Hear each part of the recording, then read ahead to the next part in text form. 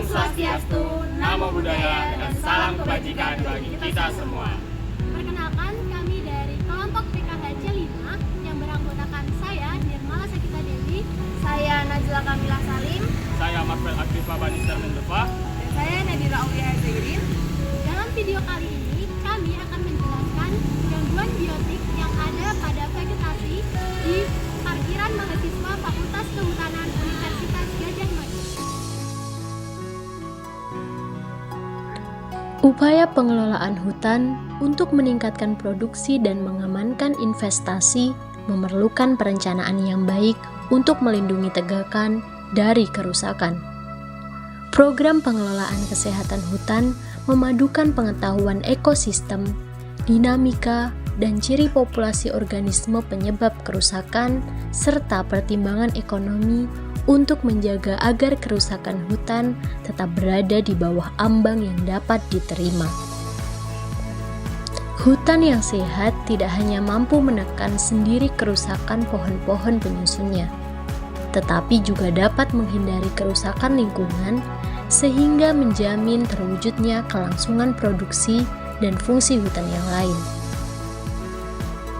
Sebagian besar pekerjaan pengelolaan hutan berupa kegiatan melindungi hutan dari kerusakan yang penyebabnya dapat berasal dari komponen ekosistem itu sendiri, maupun berasal dari komponen di luar ekosistem hutan, baik berupa biotik maupun abiotik. Kegiatan tersebut diantaranya adalah perlindungan terhadap gangguan hama, penyakit, gulma, kebakaran, dan pengembalaan ternak dalam hutan. Masalah hama, penyakit, dan gulma akan sangat sering dijumpai, mulai dari biji yang baru tumbuh hingga menjadi tegakan dan hasil pemanfaatannya.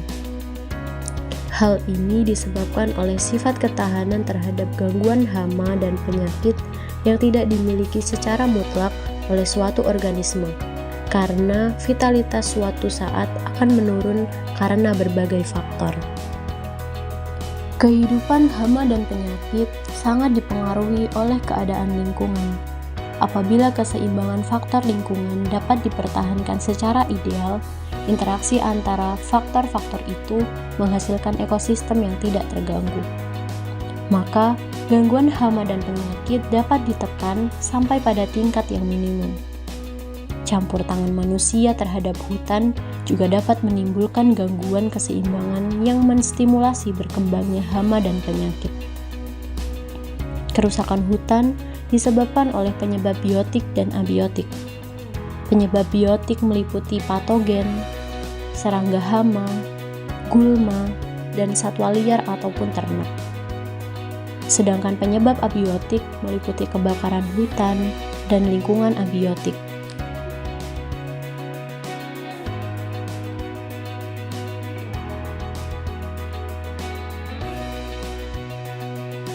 Dalam video kali ini, kami akan membahas penyakit biotik meliputi gulma dan serangga hama yang menyerang pohon beringin, kemudian ada patogen yang menyerang pohon kelengkeng.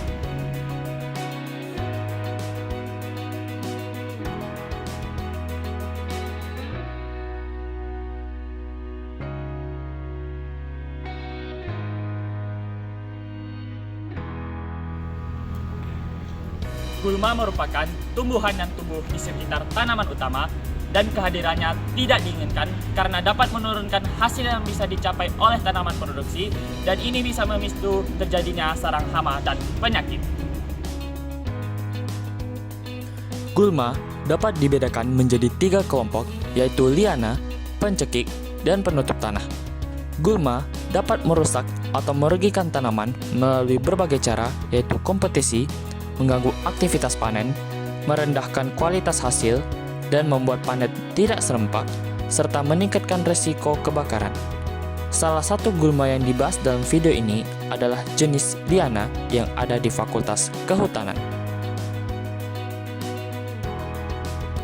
Liana adalah tumbuhan berkayu yang masuk ke dalam jenis herba.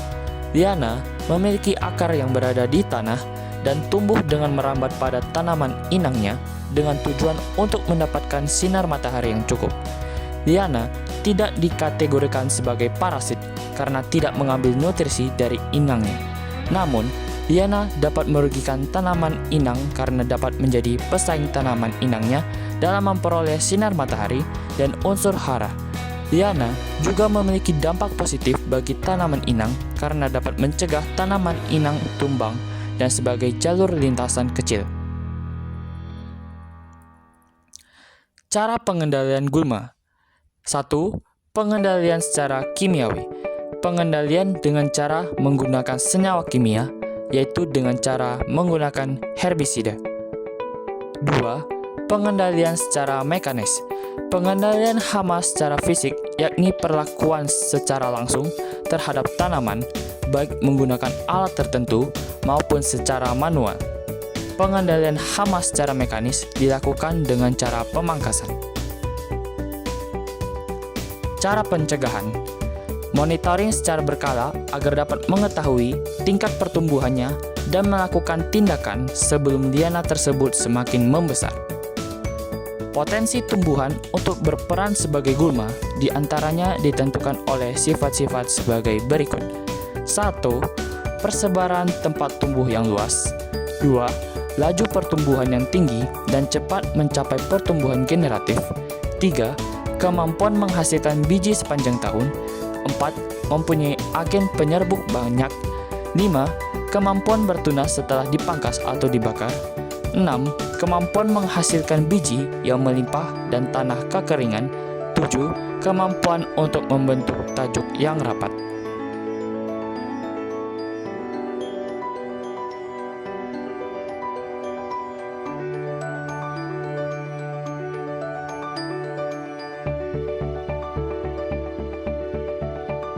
Serangga hama adalah serangga yang dapat menyebabkan kerusakan pada bagian tanaman. Serangga dapat dikatakan sebagai hama apabila serangga tersebut menyebabkan kerusakan secara fisiologis dan secara ekonomis. Pada pohon beringin yang telah diidentifikasi, terdapat serangga hama yaitu kutu putih atau Cocoida dan Pseudococoide.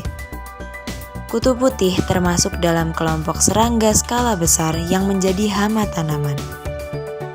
Mereka cenderung hidup di area yang hangat dan lembab, serta memakan tumbuhan sebagai sumber makanan utama. Kutu putih biasanya menempel pada daun dan batang tanaman, terutama pada bagian yang masih muda. Mereka menyerang tanaman dengan cara menghisap sari tanaman melalui probosit. Saat menghisap tanaman, kutu putih dapat menyebabkan kerusakan pada jaringan tanaman dan mengganggu pertumbuhan dan perkembangan.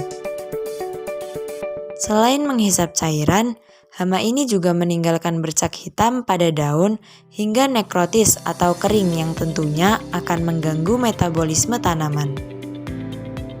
Penyebab utama kutu putih diantaranya yaitu terlalu banyak terkena air, karena dapat menyebabkan kondisi tanah terlalu lembab dan kelembapan tinggi di sekitar tanaman. Kelembapan berlebih dapat membuat tanaman lebih rentan terserang hama, termasuk kutu putih. Selanjutnya, pemberian pupuk berlebihan menyebabkan pertumbuhan tidak seimbang dan pertumbuhan vegetatif yang cepat mendorong pertumbuhan tunas muda yang lembut. Dan ini menjadi daya tarik bagi kutu putih. Kemudian ditularkan melalui serangga vektor seperti semut atau lebah yang membawa telur atau individu dewasa kutu putih. Berikut adalah cara pengendalian kutu putih. Yang pertama, menggunakan semprotan air bertekanan rendah dengan menyemprotkan air pada tanaman yang terinfeksi. Ini dapat membantu mengusir kutu putih dari tanaman dan mengurangi populasi mereka. Larutan air bisa diganti menjadi larutan bawang putih, karena larutan bawang putih mengandung senyawa allicin yang dapat mengusir kutu putih. Atau bisa diganti menggunakan sabun cuci piring, karena sabun cuci piring mampu menghilangkan lilin pelindung kutu putih. Cara pengendalian selanjutnya yaitu menggunakan pestisida untuk membasmi serangan kutu putih yang sangat parah. Selanjutnya ada alkohol. Menggunakan kapas direndam dengan alkohol dan menggosokkan langsung pada kutu putih.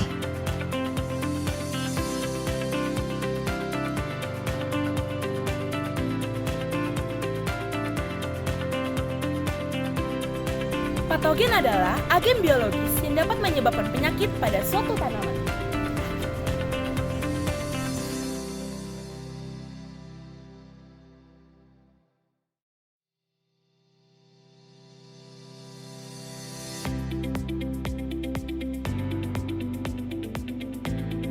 Ketiga, serangan patogen. Serangan patogen adalah proses perubahan ataupun penyimpangan pada suatu organisme dari rangkaian proses fisiologis penggunaan energi yang mengakibatkan hilangnya koordinasi di dalam tubuh tanaman inang, termasuk di dalam gangguannya dan kemunduran aktivitas seluler yang biasanya ditunjukkan oleh perubahan morfologi tanaman inang yang disebut gejala dan juga indikasi penyakit. Secara garis besar dapat dibagi menjadi dua bagian, yaitu gejala dan tanda. Gejala adalah kelainan atau penyimpangan pada keadaan normal yang ditunjukkan oleh tanaman itu sendiri sebagai reaksi terhadap adanya patogen. Menurut letak gejalanya, gejala penyakit dibedakan menjadi dua, yaitu gejala lokal dan gejala sistematik. Sedangkan tanda adalah indikasi lain dari gejala. Tanda adalah struktur vegetatif dan generatif dari patogen, misalnya tubuh, buah, hifa, dan juga spora. Menurut posisi patogennya, gejala penyakit dibedakan menjadi dua, yaitu gejala primer dan gejala sekunder. Contoh dari serangan patogen adalah bercak daun pada pohon kelengkeng. Bercak daun adalah penyakit yang menyerang daun sehingga daun memiliki bentuk yang tidak beraturan. Bercak dimulai dari tepi daun yang menjalar menuju tulang daun. Gejalanya berupa bercak daun berwarna putih hingga coklat tua dengan tepi kehitaman dan berwarna kuning mengering. Daun yang terserang penyakit ini terasa rapuh saat diremas. Penyakit bercak daun pada kelengkeng di parkiran Fakultas Kehutanan disebabkan oleh jamur rosarium yang menginflasi bagian daun dan tanaman kelengkeng. Untuk cara pengendaliannya, dapat digunakan beberapa cara berikut. Pertama, melakukan pembersihan area tanaman dari gulma dan juga kotoran.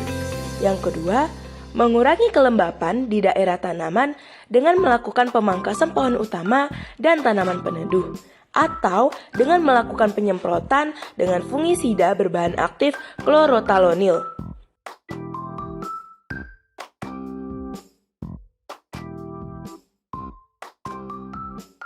Kami mohon maaf bila ada kekurangan.